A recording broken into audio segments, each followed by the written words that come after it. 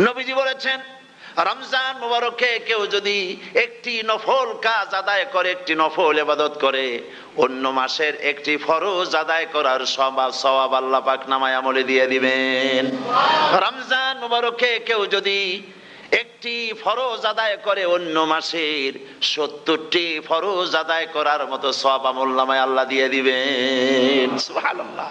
এই মাস আমাদের সামনে। আল্লাহু আকবার বলি, আল্লাহু আকবার বলি, আলহামদুলিল্লাহ। এই পবিত্র মাস আমাদের সামনে।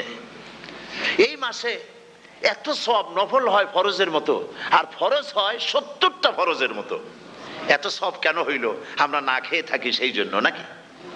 বলতে পারেন কেন হলো?